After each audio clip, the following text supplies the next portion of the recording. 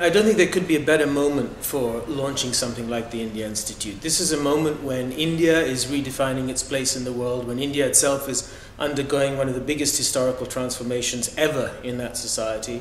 This is also a moment when Britain, when Europe is redefining its place in the world as well.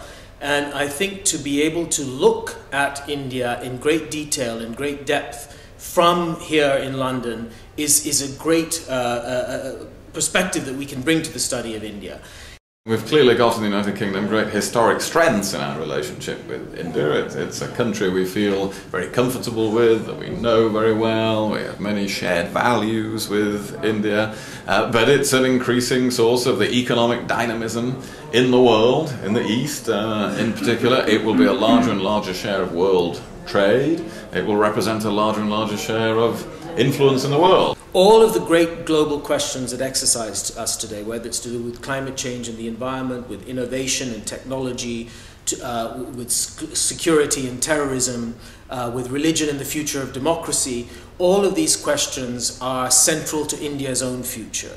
And there's no way that we can discuss them at a global level without also relating them to the discussions in India. So in that sense, the India Institute, I think, really wants to bring together these global issues and show why the Indian experience speaks to them so centrally. Part of our objective in the British Foreign Office is to intensify our links with such countries, with the emerging economies of the world, across the board, culturally, educationally, in terms of foreign policy cooperation, in all those ways. So this is a very important part of doing that. At the India Institute, it's a primarily postgraduate institution. We will be focusing on PhDs on the study of contemporary India and also a range of master's degrees. We have a flagship master's in the study of modern India. We're launching a second one on South Asia and global security, and there will also be one on India and globalization in the next few years. And we want to have students from all over the world, because one of the advantages here at King's is that we have a set of global institutes on Brazil, on China, now on Russia,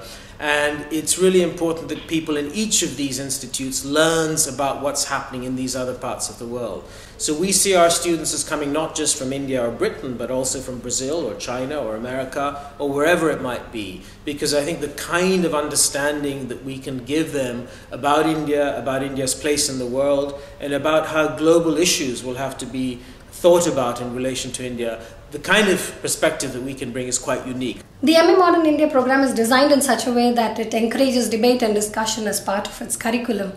And I believe that the learning that I take home from this course is going to help me in my career aspirations. Me being a diplomat, I consider this course is very important for furthering my understanding of modern India's history. As part of Government of India's endeavour to have institutional linkages with great academic institutions, the Ministry of External Affairs has sponsored me, nominated me to do this course at the King's India Institute, and I just jumped at it.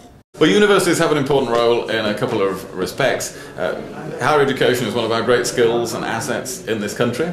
Increasingly, we export education. That's to the benefit of the rest of the world, but it's also to our benefit.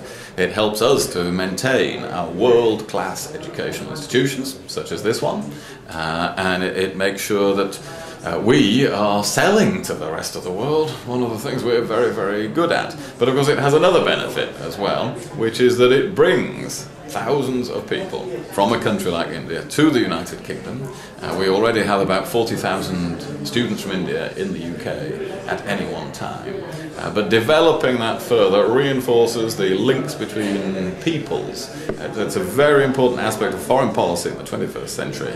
But it's not just about links between governments. It's about links between businesses, NGOs, civil society, and individuals and families. The long-term horizon of the India Institute is actually to change the kinds of knowledge we have about India.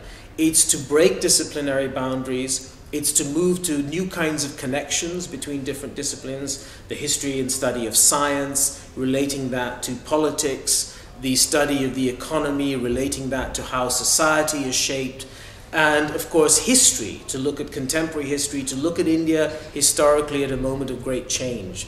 And I think the vision is to generate new kinds of knowledge, to connect with artists, to people in the musical world, to people in other fields, in government and in the policy domains. and to engage them in the kind of rigorous academic work that we're doing, but also to take that rigorous work and give it a wider place in the world, a wider audience in the world.